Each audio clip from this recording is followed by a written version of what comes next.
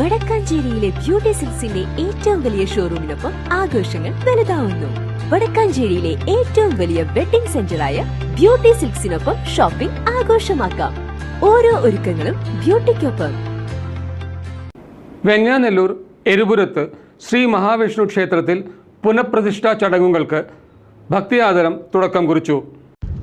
ശ്രീ മഹാവിഷ്ണു ക്ഷേത്രം പുനഃപ്രതിഷ്ഠാ ചടങ്ങുകൾ ക്ഷേത്രം തന്ത്രി കാലടി പടിഞ്ഞാറിടത്തുമന ശങ്കരനുണ്ണി നമ്പൂതിരിപ്പാട്, തച്ചു ശാസ്ത്ര ബ്രഹ്മശ്രീ കാണിപ്പയ്യൂർ നമ്പൂതിരിപ്പാട്, മേൽശാന്തി മണിത്തറ മന സുരേഷ് നമ്പൂതിരി എന്നിവരുടെ നേതൃത്വത്തിൽ നടക്കുന്നു.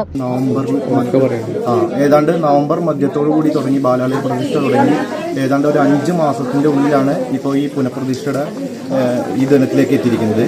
അപ്പോൾ ദേശവാസികളുടെ എല്ലാവരുടെയും സഹകരണത്തിലുപരി ചുറ്റുപാടുമുള്ളവരും പിന്നെ വനിതാ കൂട്ടായ്മയുടെയും ഒരു ഏകോപനം കൊണ്ടാണ് ഇത്രയും വേഗം ഈ ഒരു ഉദ്യമം പൂർത്തീകരിക്കാൻ സാധിച്ചത്. അതിൽ വനിതാ കൂട്ടായ്മ എത്ര പ്രശംസിച്ചാലും മതിയാവില്ല. അവർ ഈവൻ കോൺക്രീറ്റ് വർക്കുകൾക്കാണെങ്കിലും ശരി, വൃത്തിയാക്കുന്ന കാര്യങ്ങൾ, അമ്പലത്തിൻ്റെ ദൈനംദിന കാര്യങ്ങളെല്ലാം അവരുടെ ഒരു സഹകരണത്തോടു കൂടിയാണ് മുന്നേറിക്കൊണ്ടിരിക്കുന്നത്. ഇനിയും നമുക്കൊരു 30 ലക്ഷത്തോളം രൂപയുടെ ഒരു ബഡ്ജറ്റുമായിട്ടാണ് നമ്മൾ ഈ പരിപാടിക്ക് തുടക്കം കുറിച്ചത്. അപ്പോൾ അതിനുള്ളൊരു ഫണ്ട് ഏതാണ്ട് എത്തിയിട്ടുണ്ട്. എന്നാലും എല്ലാവരുടെയും ദേശവാസികളുടെയും ഇത് കാണുന്ന എല്ലാ ഭക്തജനങ്ങളുടെയും അകമഴിഞ്ഞ സഹകരണം സാന്നിധ്യവും ഇനി തുടർന്നും പ്രതീക്ഷിക്കുന്നുണ്ട്. പുനരുദ്ധാരണ പ്രവർത്തനങ്ങളുടെ ഭാഗമായി ദേവി വിഗ്രഹം പുതിയ ശ്രീകോവിലേക്ക് എഴുന്നള്ളിക്കുന്ന ചടങ്ങ് ഭക്തിയാദരം നടന്നു. വൈകുന്നേരം 6:30 ദീപാരാധന, പഞ്ചാരിമേളം എന്നിവ ഉണ്ടായിരിക്കും. നമസ്കാരം.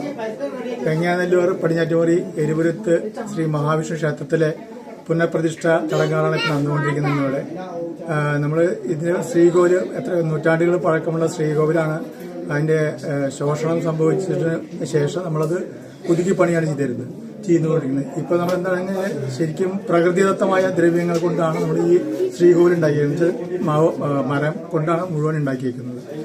അപ്പോ ഇനി നമുക്ക് കുറെ കാലത്തേക്ക് ഇത് എങ്ങനെ ഇത്രയും കാലം നിലനിന്നു അതേനേക്കാൾ കൂടുതൽ കാലം ഇത് നിലനിൽക്കണം എന്നുള്ള നിലയ്ക്കാണ് നമ്മൾ പണിതുകൊണ്ടിരിക്കുന്നത്. ഇത് ഒരു സ്വകാര്യ അമ്പലമാണ്. വെള്ളിനേരി മനയിലെ തമ്പുരാന്മാരോ ഊരാന്മാരായുള്ള അമ്പലമാണ്. അപ്പോൾ നമുക്ക് മറ്റുള്ള ഗവൺമെന്റിന്റെ അല്ലെങ്കിൽ ദേവസ്വങ്ങളുടെ ഒന്നും സപ്പോർട്ടില്ലാതെ ഇവിടുത്തെ ഈ ദേശവാസികളുടെ പൊതുജനങ്ങളുടെ സപ്പോർട്ട് കൊണ്ട് മാത്രമാണ് നമുക്ക് ഇതൊക്കെ ചെയ്യാൻ കഴിഞ്ഞത്. അത് വലിയൊരു സഹകരണം എല്ലാവരുടെ ഭാഗത്തുനിന്നുണ്ടായി. നമ്മുടെ നാട്ടിൽ ഒരു നിർബന്ധിത പിരിവോ അല്ലെങ്കിൽ അങ്ങനെയുള്ള കാര്യങ്ങളൊന്നും അതിൽ നാട്ടുകാർ സ്വമേധയാ ഇതിന്റെ ആവശ്യം അറിഞ്ഞുകൊണ്ട് മുമ്പാക്കം വരികയും അവർ കൈ അയച്ച് സഹായിച്ചു. കൈ മാത്രമല്ല, ശരീരം കൊണ്ട് സഹായിക്കാൻ പറ്റുന്നവർ അവർ അങ്ങനെ സഹായിച്ചു. പിന്നെ ഇവിടുത്തെ വനിതാ കൂട്ടായ്മ എടുത്തു പറയേണ്ടതാണ്.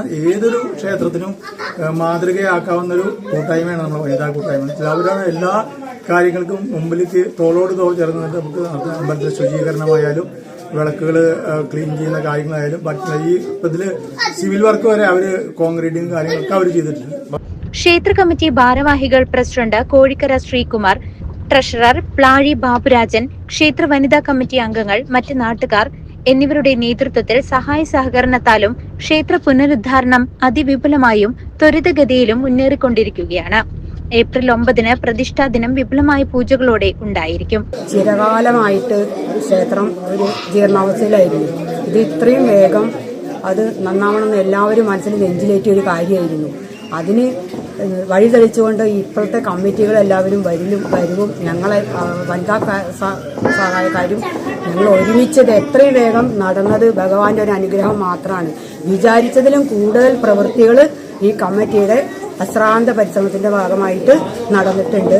ശ്രീകോവിലിന്റെ പുനരുദ്ധാരണം മാത്രമാണ് ഉദ്ദേശിച്ചിരുന്നത്. പക്ഷേ ഭഗവാൻ ഇവരെ ഞങ്ങളെ കർമ്മം ചെയ്യിച്ചുകൊണ്ട് എല്ലാ പ്രവൃത്തികളും കൂടുതൽ ഭംഗിയായി നടത്താൻ പുറത്തെ പണികളും ഇല്ല. അകത്തും ഇതുപോലെ ഉള്ള പ്രവൃത്തികൾ നടത്താണ്ട് പുറത്തുമുണ്ട്. അതിനെല്ലാം ഭഗവാൻ ഞങ്ങളെ ഒന്നായി ഞങ്ങളെല്ലാവരെയും അനുഗ്രഹിക്കട്ടെ എന്ന് പ്രാർത്ഥിക്കുകയാണ്. News desk CCV.